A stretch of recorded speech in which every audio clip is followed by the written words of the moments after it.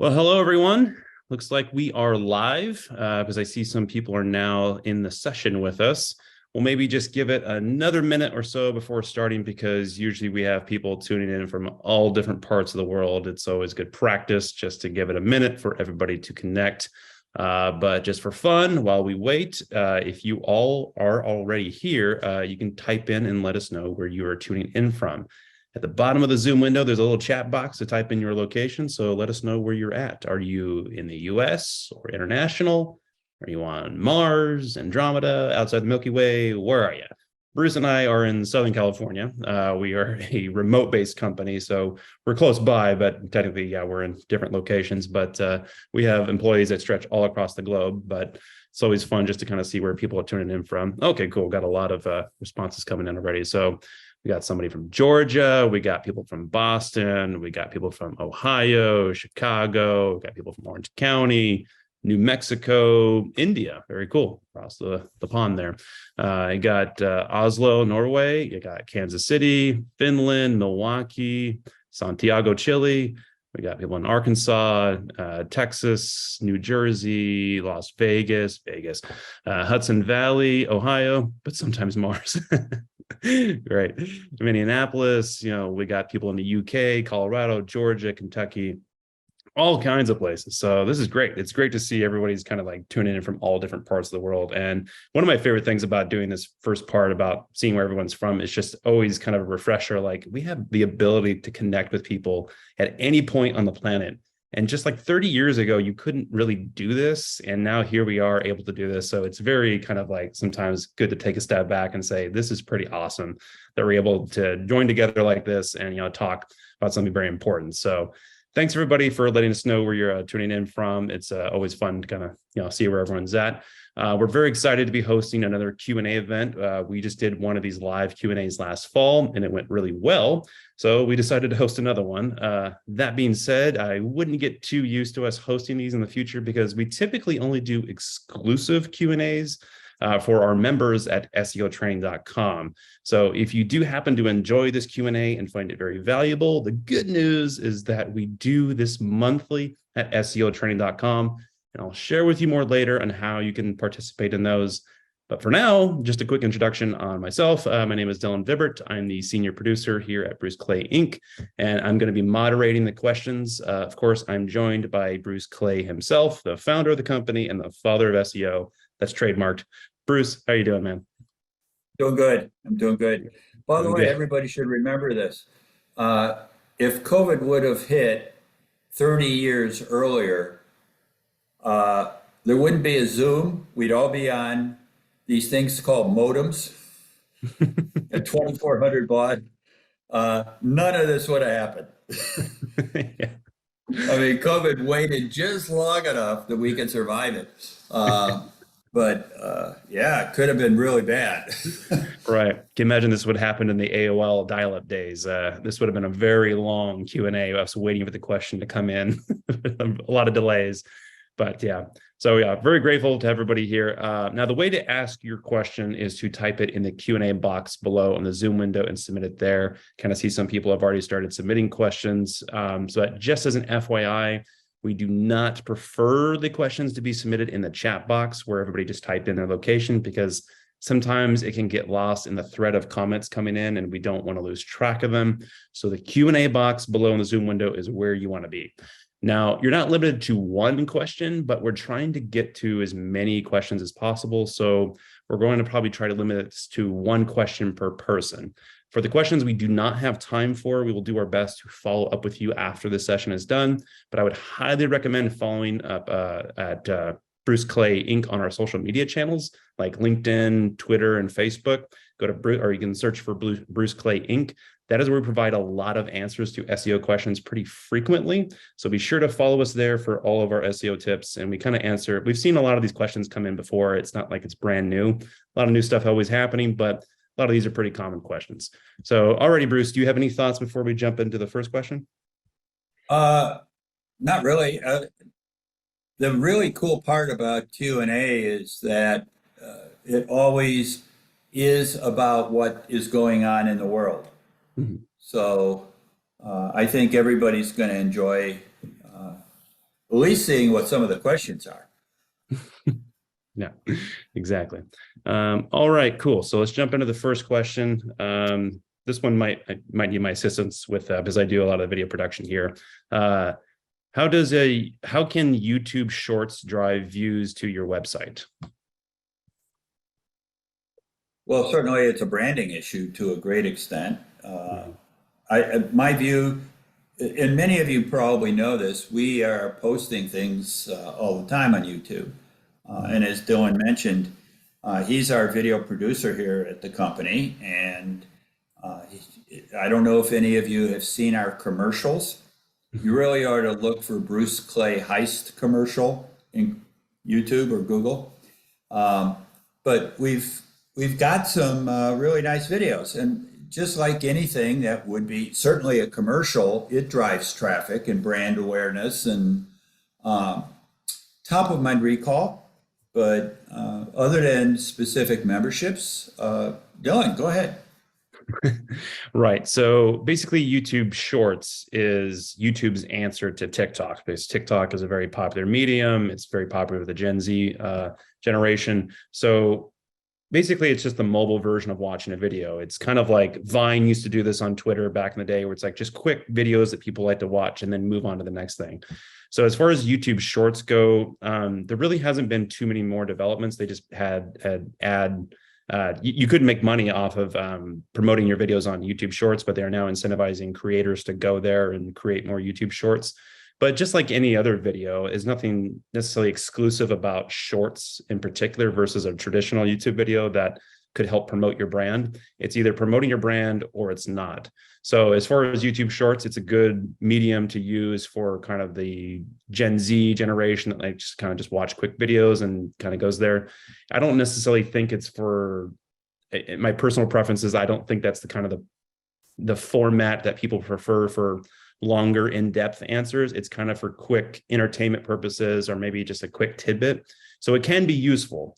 Like we probably will use it for, just a quick answer on something that comes in for like an SEO question. But it just depends on what it is you want to use it for. So it can be useful. Again, you can embed those. We actually just did an experiment where we have embedded our own YouTube short for the commercial Bruce just mentioned. So they're pretty much the same use case for any traditional video. It's just a matter of the formatting and what you can use for it. So they can drive views. It's just a matter of what your content is and, is it useful? So that's that. All right, let's move on to another one. This one's a little bit of a winded one, so bear with me. We have a vehicle parts store with 450,000 pages. Our customers can create profile pages and post images, vehicle specifications, and descriptions. Currently, there are 100,000 profile pages that are no indexed. Profile pages have a lot of traffic opportunity, but we are concerned about the negative impact on the rest of the site if we index user profiles. Okay, so let me understand more of the question, but as I interpret it, these are things that are created by users, probably are not moderated, more than likely don't contain keywords, and may or may not be of low quality. So if you're going to index things that you don't control, that may link to things or connect your site to other sites that you don't want to be connected to necessarily, that would be a problem. You see, Google has a quality score kind of capability for an individual page, and there's one for site-wide. So if you add a lot of low quality pages to your index, it may be that your site-wide quality drops, in which case it can impact overall ranking and it would be negative. The other part of it is that if you're including pages that link to bad pages, you're voluntarily participating in a bad neighborhood. Now, we do know that Google filters out inbound links that are supposedly bad, but it doesn't appear as if they filter anything with outbound links that are bad. And still is the case that your outbound links may actually penalize you. So unless you're totally prepared to moderate 100,000 pages, I'd leave them no indexed. No indexed. Okay. All right. Good questions. Yeah. Let's move on. All right. We manage an e-commerce store. Most product pages and product landing pages have multiple paths of discovery. Because of this, we are displaying 2 sets of breadcrumbs on the page and in the schema. Google says this is okay, but we are a little skeptical. Have you seen multiple breadcrumbs perform well? Yes. Got to remember what a breadcrumb is. A breadcrumb is a hierarchical link structure on your page designed historically to move up one level. So it's laying out your silos. Hopefully you have silos, but it's a mapping of your hierarchy where breadcrumbs are critical. By the way, breadcrumbs are critical. That's the first part.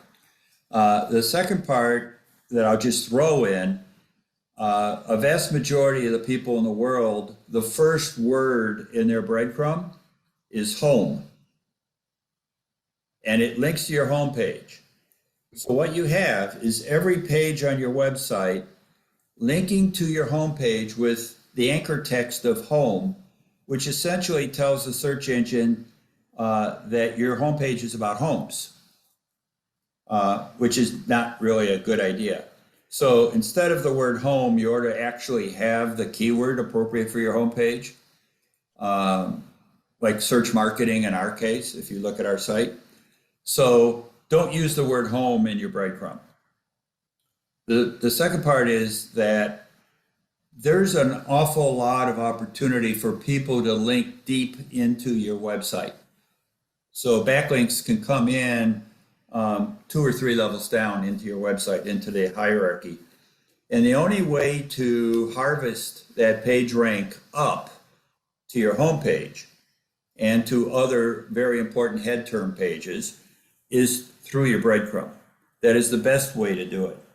So we believe that a breadcrumb is absolutely essential to being able to make your entire site work. So certainly I would emphasize having breadcrumbs, having them properly structured.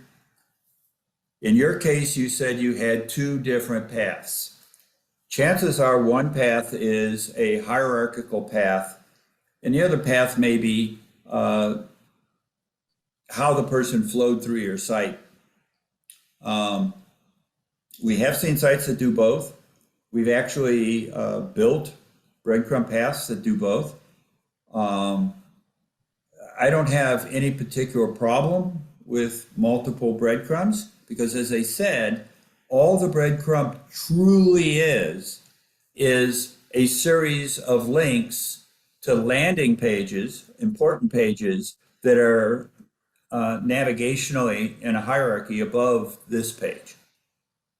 You could have it go any number of ways. It doesn't really matter. You could have 3 breadcrumbs. You don't want to go crazy because your users would probably go insane, but you can certainly have multiple breadcrumbs and it isn't a problem. All they are is hierarchical mappings. It says, this is the page above this and the page above that. And that could be in any number of ways and it won't hurt you at all. They're just links. Mm-hmm. I will comment further. A breadcrumb is typically, other than navigation, one of the top links on your whole page. That makes it a very important link. And because it links to pages that are generally associated by theme to the page you're on, that helps Google to understand entities within your structures. That's a big deal. And just think of it as siloing is reinforced by breadcrumbs. It helps you become established as a subject matter expert. As you know, EEAT is very, very important now. I would say definitely use breadcrumbs on virtually every page on your whole site except maybe your home page. I think that's critical. Yeah. And we talk a lot about breadcrumbs and some of our reading materials and resources. So if you want more information on that, please go to our sites and check that out. All right, cool. Let's move on. Is there a recommended maximum number of links you would recommend for a web page? Right. For those of you who have been around for quite a while, you might remember that at one point, Google recommended you not have more than 100 links on a page. Mm-hmm. They actually put that in their guidelines. And over time, they just decided they're not in the business of telling you you can't shoot yourself in the foot. We actually still pay attention to trying not to overdo the number of links on a page to other pages. Very often you get into an e-commerce environment and the page is set up so there's a link on the image and then a link below it and maybe a link on the price. And by the time you're done, a normal page would have 150 links. We see a very, very high number of pages with 150 links. Our recommendation is half that. If you don't need that many links, don't have that many links. Now, there's two kinds of links. There's internal links that link to your other pages, such as navigation. Then there's the links that may link to an external website, a reference site, somebody that is a authority or source as well. You don't need an external link to a remote site on every page. Your navigation is going to be on every page. Your navigation comes in two parts. It's the top of page, the bottom of page. So it's navigation, header and footer, and then body navigation, contextual navigation. Your contextual navigation is your most important part. Within the contextual navigation, the top of the page is more important than the bottom of the page. Google has a patent on something called reachability. You can look it up, reachability patent, Google. And that patent basically says the farther down on the page, less likely it is to be clicked. So it's actually worth less than the page links at the top. So where you put it in the body matters. Not all links are created equal. Your footer links are less important than your top of page navigation links. I've seen a lot of pages. We used to have pages come to us and they had every product in the store in the top navigation. The worst I've ever seen is almost 750 links in their top navigation. For those of you that understand how PageRank flows, that basically makes every link worthless. Mm-hmm. I mean, it doesn't pass juice to pages that Google can easily see are the most important on your site. So I try to keep the number down. Personally, we try to keep it under 100. Even though Google no longer says it, they said it at one time. There must have been a reason for it. Fewer links are better. They each get more juice from PageRank. It's easier to identify them as being more important, things like that. Mm-hmm. Right. Okay, that's definitely a lot of links. People have been commenting on that's a lot for one site to have that many top-down notifications. That's crazy. But yeah, sometimes people just don't know, and this is what we're here for, is to educate people and be like, this is what Google wants. That's not helping you. So, all right, next question, Bruce. We've done great site speed increases, but aren't seeing many ranking improvements. Are we expecting too much? The correct answer is no. Mm. All right, so Core Web Vitals. There's the 4 sections of Core Web Vitals, and you want to work on Core Web Vitals, and you want to get them all green, and you want to do that because each of those sections is a separate algorithm variable. Now, understand that in the Google world, there's approximately, depends on who you talk to, but approximately 300 variables in the algorithm. even if there's 200 variables in the algorithm. As I said, depends on who you talk to, and nobody really actually knows. That's part of the problem. Even at 200, that means that the most any one variable should be is 1%. I mean, that's a pretty heavy weighting. So none of the variables in the algorithm are going to overwhelm anything else. That just isn't the way it's going to work. Your algorithm is going to be well balanced, and every variable is going to count the same. So your core web vitals, there's 4 variables, there's 4 buckets.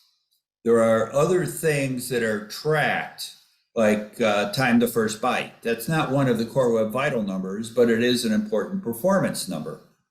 The speed is a separate number from the core web vital numbers.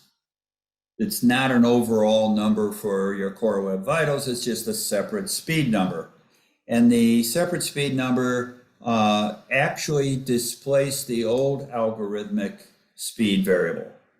So what you would see when you go to run your core web vitals and it gives you your speed number, that speed number is actually going to be the number that is in the algorithm. So there's 5 variables that you're going to care about. We have seen cases where the speed totally impacts your ranking, but your speed before was like 10, and your speed after is 90. If your speed is 80 and you move it to 85, you're probably not going to see anything. It's a rounding error. But is Core Web Vitals important? Well, Google made it important. They told everybody it was important. But we as an industry haven't seen it be that important. It is probably a tiebreaker at the very least. And by the way, if you do a query and get 10 million results, the first few pages are pretty close together in algorithmic value. So I'm guessing that a tiebreaker is a big deal. It could move you from number 10 to number 2, number 10, number 1. It could. Depends on how close together the top 10 are. Would I do it? Yes. Have I done it? Yeah. We run projects all the time to improve Core Web Vitals and speed. There's a lot of things you can do. It's technical work, but we do it all the time. And we believe it is important enough that you don't want to be last among equals. Everything else tied, it matters. I don't think that there's any one of hundreds of variables that don't matter. I think all of them matter. One of the things that I teach in the class, and those of you that are in the SEOtraining.com membership, you've heard me say that if you're number 1 for 50 variables and in the hundreds for the rest, I could be number 20 and beat you because I'm number 20 for everything. I don't even have to be number 1 ever, but my overall score, I'm least imperfect. And so I don't think there's an unimportant algorithmic variable. Okay, and one more thing. One of the things that we run into all the time, this is tangential. We run into the fact that marketing says we've got to do this. And you're right, you should do this. If you don't do it, you're giving traffic to your competition. That's a bug. Think about it. If I give 20% of my traffic to my competitor, that's a bug. And marketing could go into the web team and say, we need all these things fixed. If the web team says to you, what is the contribution of each and every one of them separately? They have no clue what SEO is. They don't understand the synergism between the variables and the algorithm. For instance, in the algorithm, there could be 3 variables. If I get variable 1 right, but don't do the others, it's ignored. none of them count because I didn't do all three. If I get all three right, then I get a significant boost. But if I only get one or two out of the three right, then I don't win. They're package deal, right? You got to do all or none. And I know that sounds a little strange, and I know that not everybody understands how this works, but there are variables that are codependent within the algorithm. And you need to understand that changing this but ignoring that may mean that this change is ignored. Whereas if you did both, synergistically, you get a boost in your ranking. So, Core Web Vitals, is it important? Yeah, it's important. And there's 4 variables plus speed, and they're all important. And if your speed really, really is terrible, you better fix it. That's my take. Better fix it. Yeah, there's a lot that goes into that. And we have, when the Core Web Vitals update happened, the summer before last, it definitely was something that people weren't prepared for, but we did a lot of content addressing that and how you should look at that. But yeah, site speed was definitely a big factor. All right, Bruce, we knew this question was coming. We saw it coming. It's just been topic of conversation in the world. So let's just get it out of the way. How will ChatGPT and Bard, or Bard, I'm not exactly sure how to say it, but it's brand new, Bard impact SEO? A little. So let me just mention, we do have a video we just released on it. On a question like, what is this? Wasn't much on Bard or Bing or any of the AIs other than the Chat GPT, but it does discuss some of the problems that we're going to face as an SEO industry. I think I have it. I can put in chat. I'm not sure. I'll do it. I'll do it on my own. Okay. And it's worth watching. It's only 15 minutes. It's well worth watching. So let me kind of answer where I think it's going. The AI implementation in ChatGPT is probably the best so far, at least the one I've played with for 100 hours. It is very good at certain things, but it's not very good at everything. The easiest way to understand what we're dealing with is all of this AI, Chat, Bard, Bing, there's another engine that's pure question. I mean, all it is, logically, is software that replicates ask.com, if you will. But it is a tool, not the solution, right? Where it's going to have the most significance is in voice search. But where it's going to be less important is in your normal query search. Now, and the reason for that, quite frankly, is people are imagining that they could take a people also ask, put it in the chat, it's going to answer it in a text form. You take it, you put it on a web page and submit it to Google, and all of a sudden you're going to have the right answer and you're going to automagically be number one. Other than that won't happen. Imagine if it did. That would mean that the top 2, 3, 4, 20, 100 pages in Google are nothing more than chat pages, right? In chat, what it does is it takes things that it finds in the search results and generates yet another page based on that, summarizes it. It looks for consensus. So if 9 out of the top 10 pages say this, it must be right. Well, if that's all that's the search results, by definition, chat will only be feeding on itself. You'll never have innovation.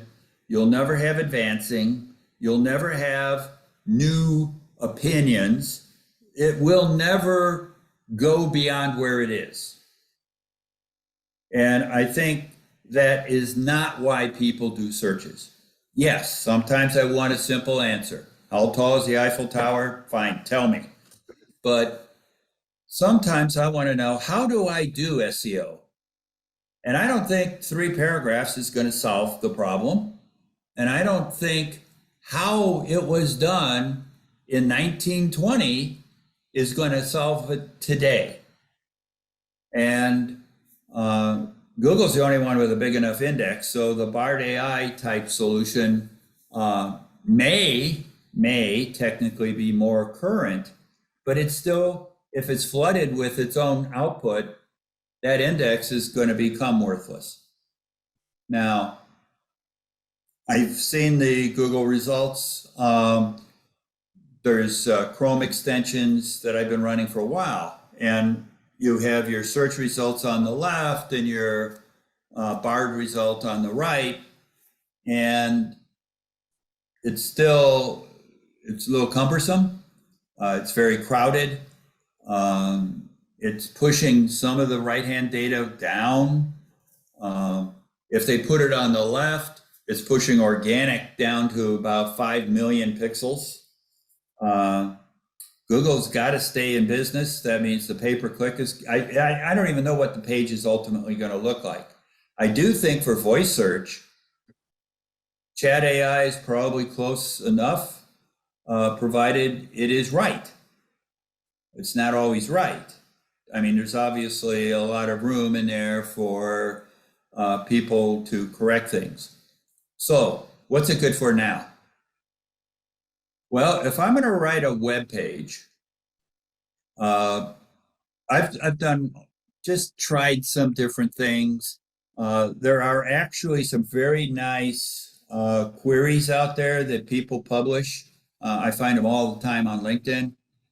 By the way, if you're not following me on LinkedIn, you ought to correct that. But some of those suggestions are write a email using pain, activates, solve methodology to help sell this particular product of mine, whatever your product is. And it'll actually do that. The problem is that works fine in an email where somebody's not going to look at it and say, well, wait, that was written by AI. They're going to pick up on the message, hopefully. The problem I have is that you can't innovate from an AI solution very easily without rewriting it. So if I'm going to write it, I'm going to put in what are the major steps in performing SEO, written by a 12-year-old in list format. And what it's going to do is it's going to give me the outline. It'll tell me in list format what it is I should do, right? And then I can take that, use that as an outline, and then everything else on that page I create. That's my creation. I elaborate on it. I decide what it's going to be. I can do that for a lot of topics as a writer where I'm not inherently an expert on that topic, but I can get the outline and then I can do my research. It'll probably save an hour per page if you're writing new content. Don't get me wrong, you still have to do the research. You have to elaborate on all of it. You still have to find the images or the charts or the tables or the references. You still have to do the job. One of the things chat doesn't do is it doesn't tell you where it got its data at all. You have no idea where that data came from. And I think that's a problem. It's just a simple spoken answer. If you walked up to your friend and said, hey, how do I do blot? They could just answer you. They wouldn't give you footnotes and bibliographies and images. They would just talk to you. I think that's where chat is going to work. It's chat. But I don't think it's going to work as a content creation tool for a very long time. And if it is feeding on itself, I don't think it'll ever be the long-term solution. I think that we are the creators of innovation and we seek innovation. And that's the way it ought to be. So is chat good? It's useful. It solves some problems. I personally think it's going to allow the Star Trek computer to start evolving. I think that it's going to, under normal circumstances, not displace deep research, but very casual research. If you just want some simple things, it'll answer you and give you simple answers. Should you do it? Sure. Play with it. Try it. I do it as outlines. Now, I'm giving away a secret here, but when it comes to talk like a pirate day, I get to add and spoken as a pirate, and it actually will do that. I've done it many times. Spoken as a pirate works like a charm. Little humorous, but it works like a charm. So you could write spoken in a different language or spoken as a lawyer, or you can do things and it will do them. Now, there's also a slew of tools out there that actually detect AI written content. Because it turns out the AI content does actually have a footprint. And you can detect that it's AI. Google has indicated that they can detect an AI piece of content, and that their plan is that AI content does not make it to their index. So if your plan is, oh, I'm going to save all this money, write all this content, I'm going to use AI, I'm going to publish it, Google's going to index it, and I'm going to conquer Google by flooding it with 10,000 pages a week, guess what? It isn't going to work. If you do not humanize the content, Google will not index it. At least that's what the word on the street is from Google. So yeah, there's work. You can use it as a tool. Use it to create outlines. Use it to just sanity check the things you're writing. I'm writing about this. These are the 8 things I want to write about. I asked chat, it gave me a 9th item. Yeah, I should be writing about that, so write about it. But that's where it's going to be used. It's a tool. It is not the solution. Now, I want to mention all of this is a moving target. Tomorrow, it may all change. Chat 7.3 may show up tomorrow and you swear it's a human and Google can't detect it. That may happen. The problem is it still won't innovate. And I still think that's a problem. I still think that if we flood the index with chat output, they're going to just drown out all the sites that we really care about now. So we have to be careful about it. Get the outlines, innovate, be creative, write it, be happy to save an hour, but don't use it to do your work for you. Okay, /rant, I'm done now. Again, we've been getting inundated with this question and just about the emergence of AI technologies. And there's a lot to be discussed here. Again, I just shared the link in the chat window where we did a whole video, just Bruce talking about this for about 15 minutes. A lot of the same stuff covered in that answer he just gave. So yeah, there's a lot more to cover on this. And there's a lot of questions that have been asked. So we'll kind of jump more into those. But first, and I know no one likes this, but we're going to take a quick pause and we're going to plug one of our products. I know. Just bear with us for a minute. There's no such thing as a free Q&A. We had to plug something. So just bear with me for a minute. We're going to talk about a product that we have that we think is very beneficial to each one of you. I mean, the fact that you're here asking SEO questions kind of assumes that you're wanting to learn more about SEO. So that feels like we have an opportunity for you to do something about that. So we have something that's going to be fundamentally change the way you can look at SEO, and it's called the Bruce Clay SEO training program. Now, what it is an online training program that's a lot more than just your standard SEO training course. Now, this is a membership program that will give you access to tons of up-to-date SEO resources at your disposal. We didn't just want to produce one video course of Bruce talking about SEO, so we decided to build an entire program that gives you tons of SEO resources at your disposal. So when you sign up and become a member, you're going to have access to a few things, kind of here on the slide here, but one of the things you're going to have access to is, first and foremost, our entire SEO training course presented by Bruce. This is the part of the membership program alone that is over 15 hours long. This is the video training course I was mentioning before. Like, we, of course, had to do a video training course. We cover things like SEO concepts, linking strategies, content, mobile, best practices. Our most popular subject is siloing. And if you don't know anything about siloing or don't know what I'm talking about, trust me, that is a game changer. Everybody that does training, siloing is the game changer. So there's over 12 sections here, plus a ton of Q&A covering each section. So there's a ton more here that you can also cover in the course. It's all pre-recorded. You can take it at your own pace, but it's not the only feature we have in the membership program. Because again, a lot of people do video training courses that you can find on YouTube, but this one's extensive and we offer a lot more than just this. There's a lot more ton of features inside the program.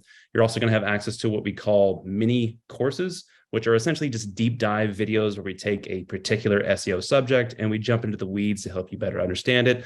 There's also another series of videos we produce, which is our Ask Us Anything series, where we answer the questions you have submitted to us as members.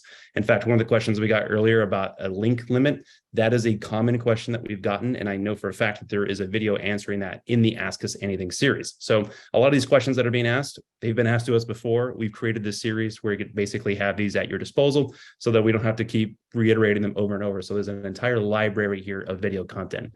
So in addition to the main training course, you have these two separate series that allow you to an access of library of knowledge on popular SEO subjects. It's all very beneficial, but let's say videos aren't your thing. We have plenty of other written resources available to you in the program. For instance, we have another cool feature that allows you to read or download our ebooks. They're very extensive content written down. They provide you a thorough overview of what to do on a particular SEO topic. Again, they're very extensive, very detailed. So if you want like all the nooks and crannies and all the bolts, like that is where you want to go for all this content.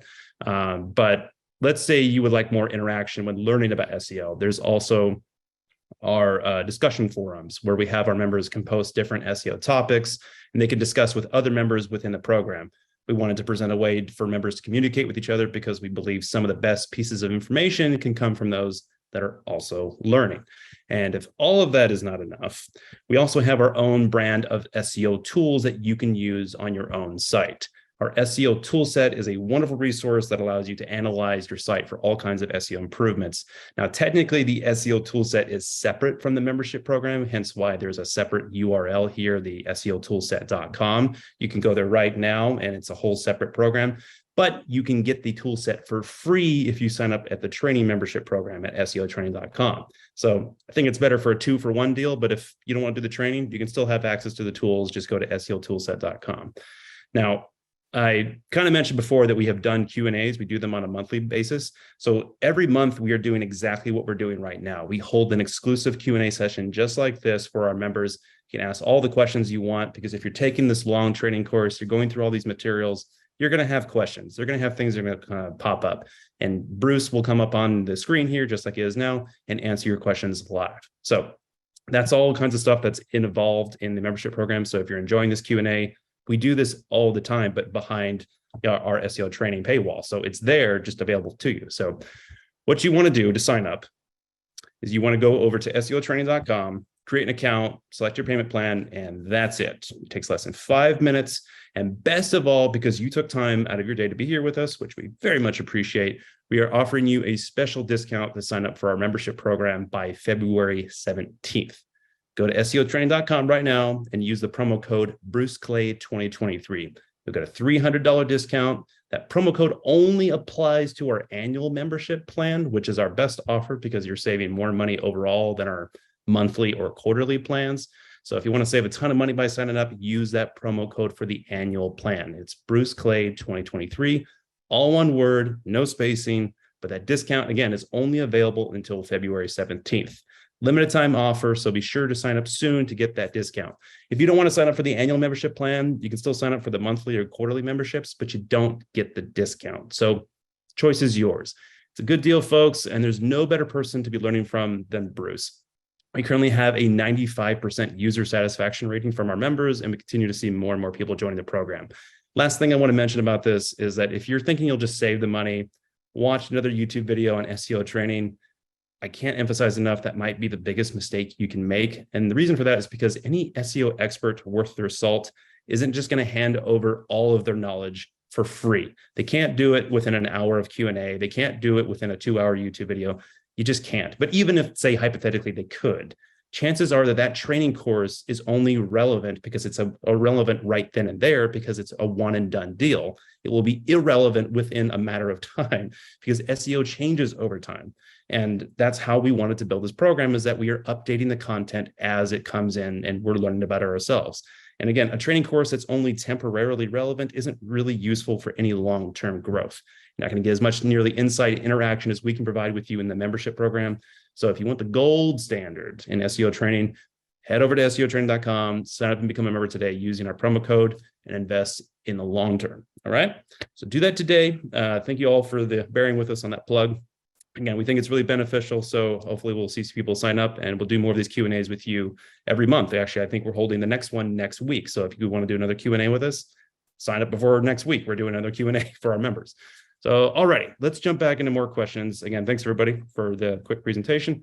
Let's jump into another question here for you, Bruce. How do you utilize SEO effectively in a world that is heavily shifting towards paid media like Google Ads? Well, fundamentally, I think that nobody's going to ever have an ad that operates. We have a lot of fingers in this pie. Let's start there. Ads are how Google makes money. And there's a lot of forms of ads, but ads drives Google. They're a public traded company. They have to make money. The ads, however, if all you had were ads, nobody would use your property. People go there for answers, and ads typically don't provide answers. They're mission specific. They're there to sell you things. So if you want answers, any kind of non-transactional query is going to have organic results. And that's just the way it's going to be. Where you're going to have, going back to ChatGPT or Bard or any of the others, those could disrupt the formatting of the Google search result page. You could end up with all kinds of problems as a result of it. But under normal circumstances, the reason. By the way, we do SEO services and we do content services. This isn't just a training company. We do a vast majority of our revenue comes from providing services. And pay-per-click is one of our services, and our pay-per-click is any ad program. So like LinkedIn ads or Twitter ads or what have you. And so we have ad programs that we run. It turns out that in many cases, we'll recommend on a brand new site, a brand new product, that you run ads. Let's find out what the negative keywords are. Let's find out what the audience is. Let's find out what they're using it for. Let's find, you can get a lot more instant gratification from an ad versus spending the time to do the SEO and hope you had the right personas and the right hot buttons. So, yeah, ads are very, very useful. Mm-hmm. However, in an ongoing program, the cost effectiveness of an ad diminishes. It gets more competitive as more people enter the space. The price of an ad is somewhat in proportion to the ROI for the sale. right? So you have your conversion rate and everything else. But if I'm making a fortune, I'm willing to pay more for the lead. And an ad is an ad, right? It's put in a nickel, get out a token, whatever you're doing.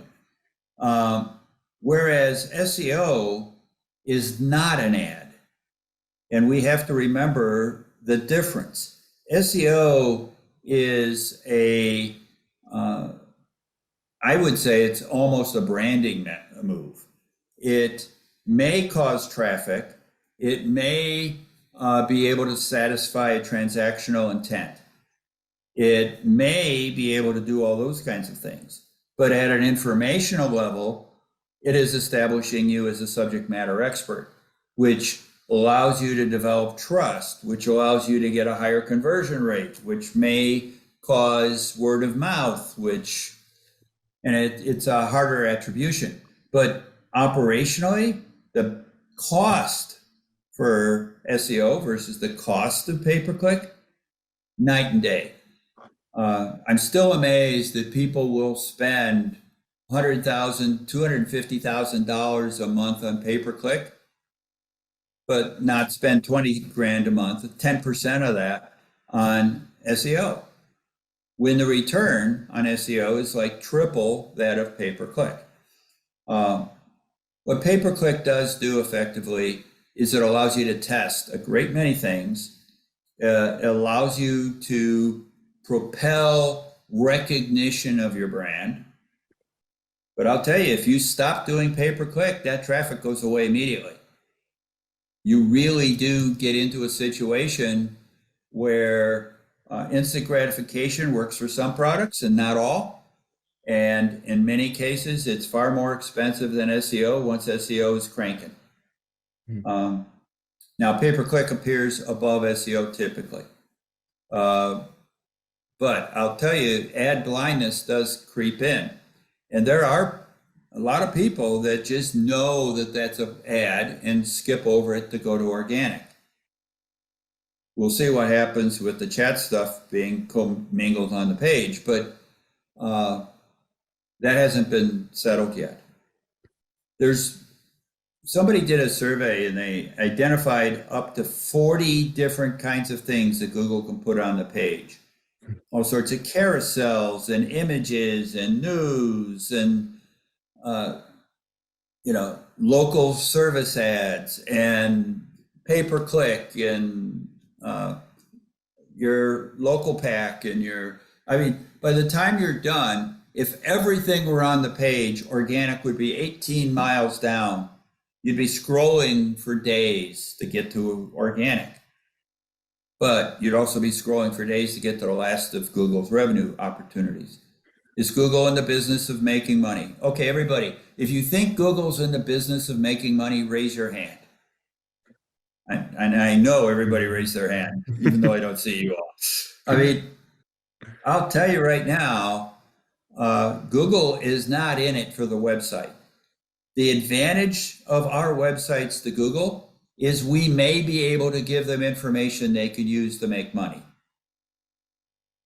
That's what we are to Google. Google could not possibly. There's millions of topics, millions of keywords, trillions of keywords. Google could not possibly itself be a subject matter expert on that many keywords. Mm-hmm. They need us for any keyword where being the expert matters. But after a while, Google figures out, I've got 1,000 experts. I can just go for consensus and chat will just spit it out. After a while, that's going to happen. And I don't know. Would I do pay-per-click? It's a great testing mechanism. Do I do it? I do it a lot to test because we sell that as a service. We test it on our own site. I do rank for certain things, lots of things. But I still test, even though I rank. I buy ads on things that I'm number one in organic for. I don't buy any on my brand. By the way, if you have to buy an ad on your brand, you're doing something wrong. Just saying. Just sometimes, yeah, your competition is out to get your lunch, but I don't know. I think that organic should be where you're at. I think it's the right solution. I think it's a forever solution. And I think if you don't start and get there now, 6 months from now, it's going to be twice as hard. By the way, it seems to be that if you are an incumbent in a ranking role where you're number 1, 2, or 3, it's very, very difficult for somebody to dislodge you. The reason you're not in the top 3 is you did not keep up with Google. Mm-hmm. They're making changes. There's things going on. You lost it. Mm-hmm. Now, Google is quick to say, by the way, that if you were ranked and you're not ranked now, you may not have had anything go wrong with your SEO. They may have just said other things are more important and you never optimize for those other things. Mm-hmm. So doing more of what you used to do doesn't help you. Mm-hmm. That's why you need an agency that has a broader scope here. But those are very, very important things. Mm-hmm. Some people are raising their hands. That's interesting. He's been noticing all the stuff that I've been looking at, trying to keep everyone at bay. What's going on here? Before we move on to the next question, one of the questions that did come up was, is there going to be a recording of this? Yes, we are recording. We will send out the link probably tomorrow. You'll get an email about it. So just be on the lookout for that. So yes, this will be a replay that everyone can review and watch again.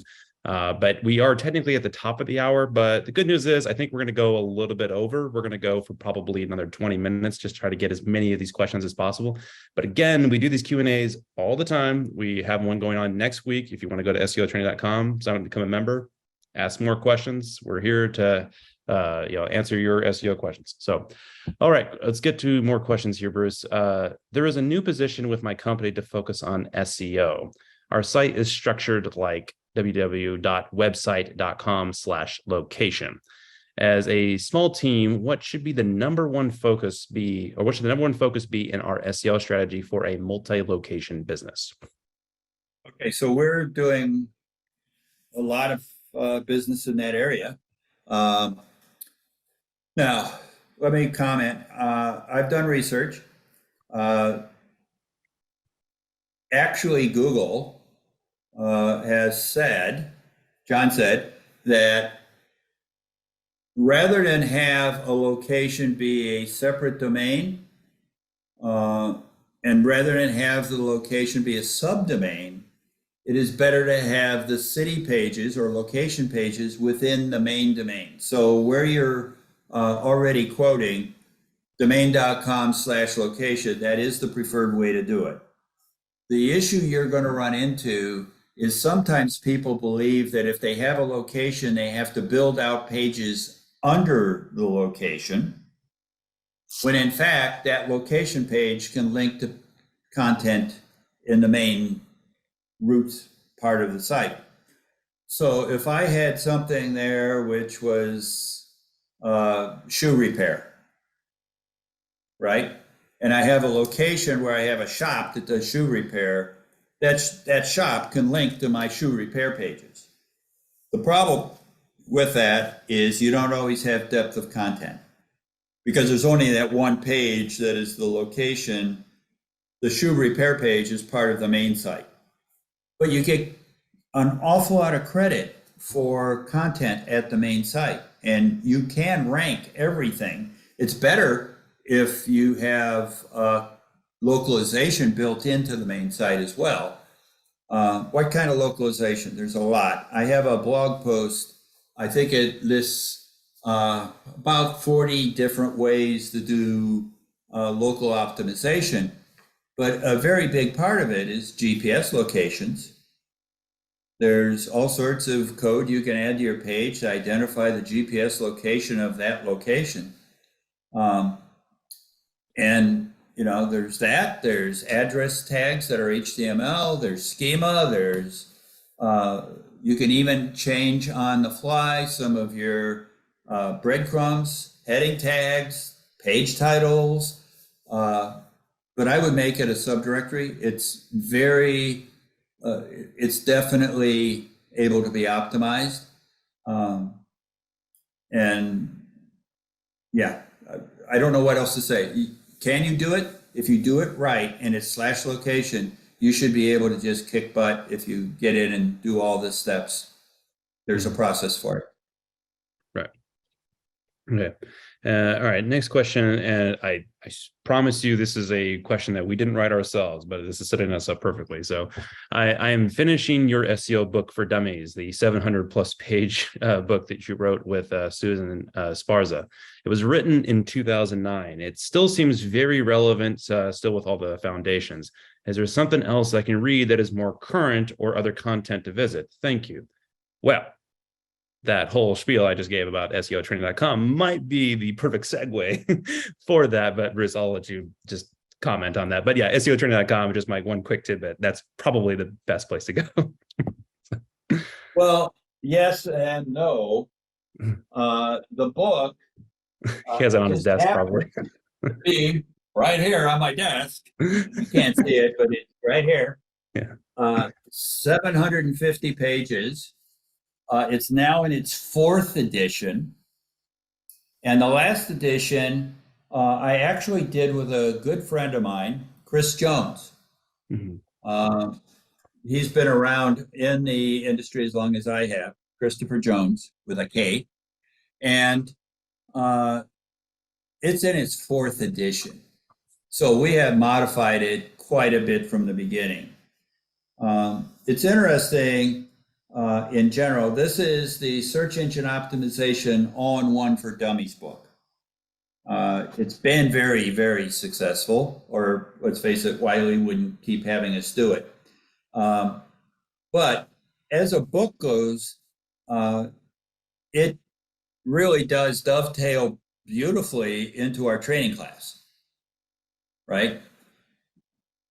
And for years, I was doing a classroom course. And when I did the classroom course, I gave the book out to all the students, because if you took something in the course, but you got back home and you had a question, the book typically would answer it. So the book is great. Thank you.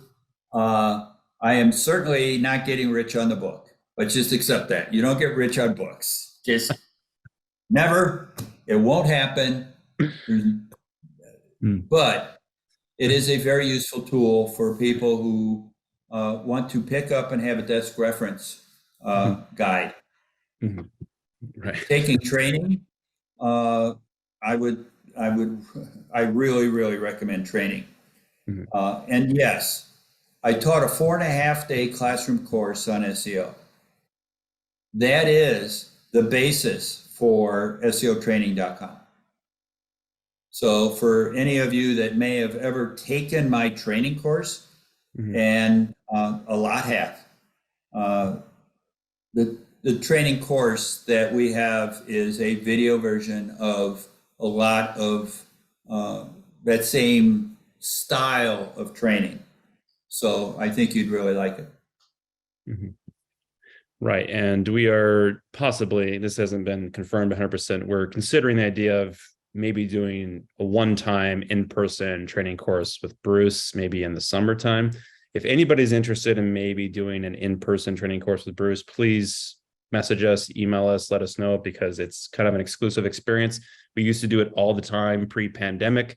Once that happened, we went online and, kind of shifting with the times a little bit and saying, all right, everything's digital now, let's kind of keep it that way. But there has been a lot of people wanting to do the in-person training. Won't lie, it doesn't come cheap, but if you are interested, it is an experience that is exclusive to people. So definitely message us and let us know if you'd be interested in doing that. Another question that kind of, again, is just begging for me to say SEOtraining.com, but it is a real question that came in. It said, what is the best way to get started with SEO? Again, just my 2 cents is, honestly, the best way is to increase your knowledge. And that is where this training course comes into play. Now, as an agency, at bruceclay.com, which is a separate service, we actually do consulting services for that. And that is an option to where you can literally just do a block of time speaking with our consultants and asking them about questions about your site. So it's more of a direct one-on-one kind of experience, but it's a block of time we charge. But the SEO training course is actually probably the easier, quicker route to go, rather than jumping into the weeds of like, all right, how do I fix my website? Because there's going to be a lot of things we're going to tell you to do, and you might not know what we're talking about because it's very complex, it's very technical, and it's better, again, like you don't go into a playing poker unless you understand the hierarchy of how the cards work. Like you don't know when to fold, you don't know when to raise your hand. So we're going to speak all that language to you. And if you don't know what we're talking about, it's not going to be of much use to you. So the SEO training course is probably the first avenue to take to get yourself up to date on all the terminology. I'm not going to lie, it sometimes can be overwhelming because there's a lot here, but that's what it takes to compete against people on Google. Like Bruce has mentioned a few times, when you search for anything, you get millions of results. And if you want to be first amongst millions, well, guess what? You're going to have to put in the work. Like that's a heavy amount of competition. And to rank that high, it does require you to be knowledgeable and experienced. And it will take some time. It's not going to happen overnight, but that's what we're offering you as a journey on this experience with us, because it does take some time. So Bruce, do you have any comments on that question about best way to get started, or just to add on to that? I absolutely agree that training is the only way to get started. There's, we get a lot of people that ask questions very, very similar to that. I have no money. What do I do? Well, you read newsletters. You go around to websites such as ours. We have 3,940 some pages on our website. Start at the homepage, just read it all. Okay, you can pick up an awful lot if you read the right sites. There's a document called the Google Quality Raters Guideline. Everybody with me? The Google Quality Raters Guideline. If you're in SEO and you have not read that, you're not in SEO. Quite a statement, but it's true. So get the Google Quality Rater Guidelines, go through it. There's plenty of checklists out there. There's plenty of things to do and not do, and there's lots of writing on the web and things like that.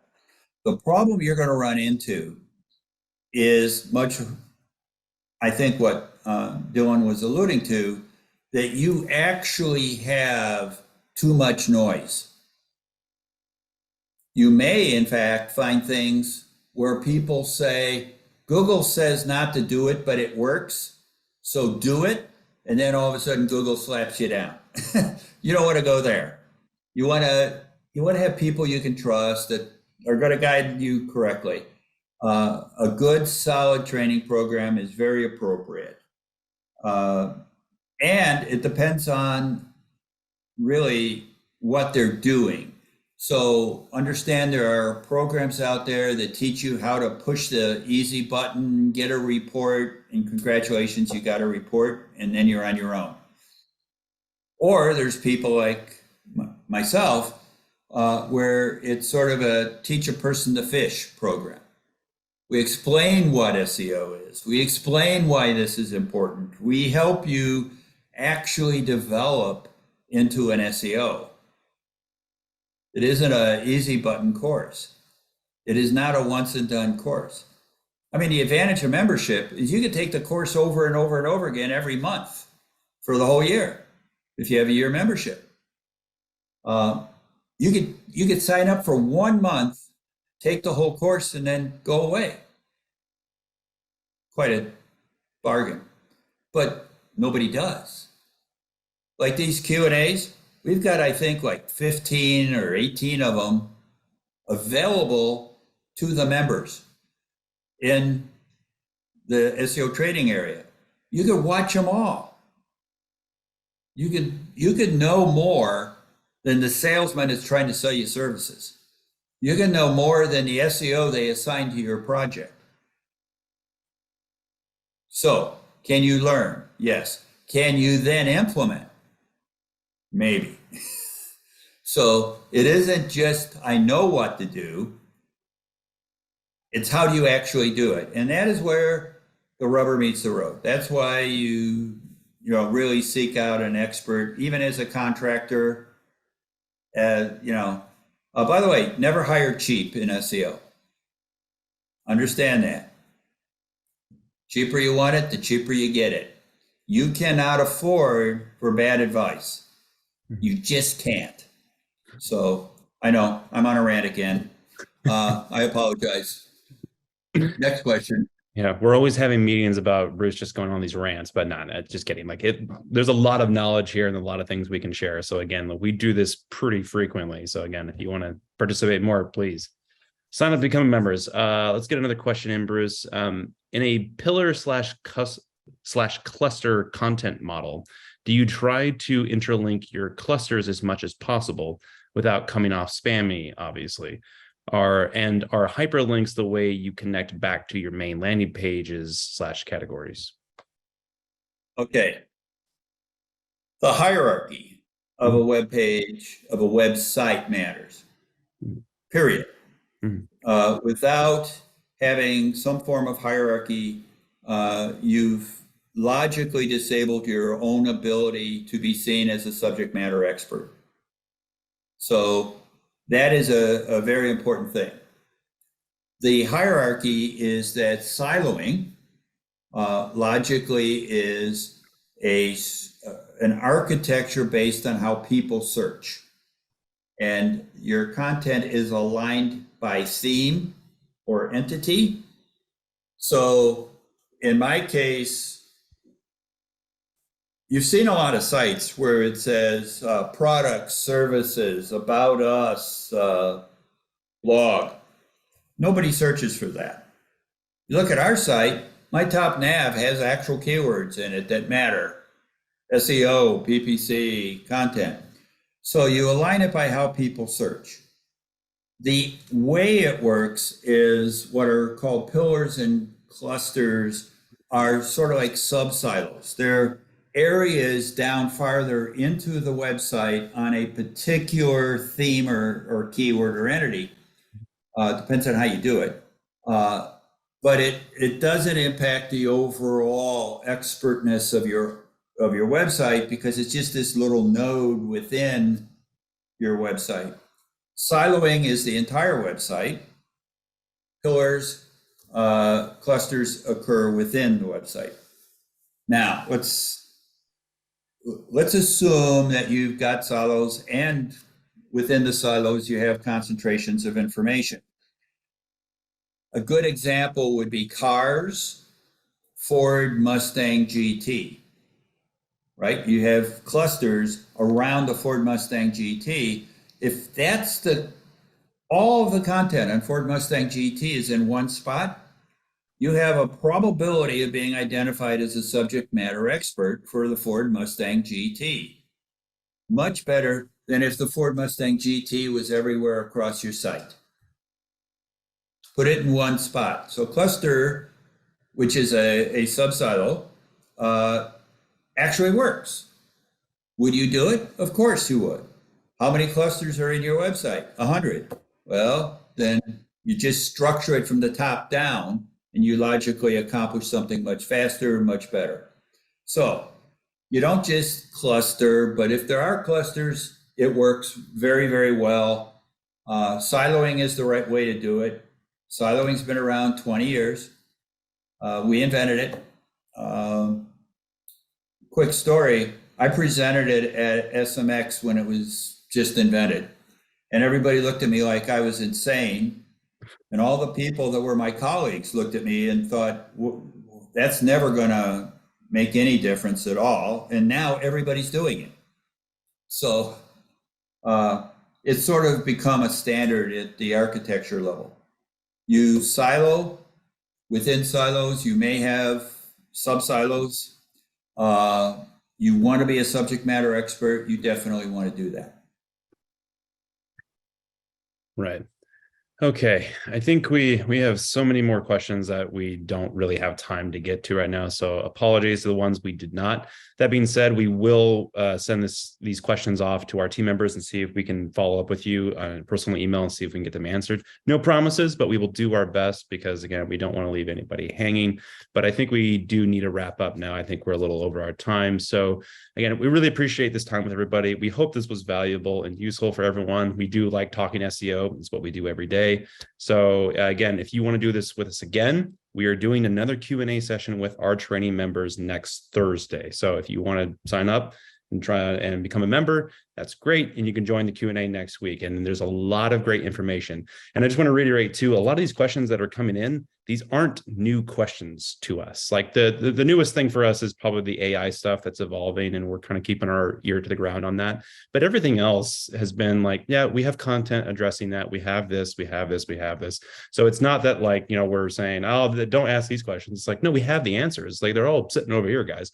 So we are happy to, answer any questions that come in, and it's not like this is brand new to us. So please sign up and become a member if you want to increase your SEO knowledge and learn from the experts. So Bruce, any parting words before we wrap up on anything? No, I always love doing these. I've actually done sessions at conferences that are pure Q&A. Mm-hmm. Kind of gutsy to stand up in front of an audience of SEOs at a conference and say, I'll answer your questions. But I love doing these, and I'm glad to have the opportunity to offer information to people. Mm-hmm. Yeah, absolutely. And again, you know where to find us. I've said it 1,000 times, seotrain.com, go there, become a member. And if you don't want to do the training and you just want to ask about services, again, we do offer services at bruceclay.com. You can send an inquiry and talk with one of our sales team members to kind of talk about your site and what we can offer you. So please, if training is not your thing, we do have that as well. All right, everybody. Thanks again. Really appreciate your time. And we hope to be seeing you all as members soon and talking more business with you. So absolutely have a good rest of your day. And we hope to see you all soon. All right. Thanks, everyone. Bye.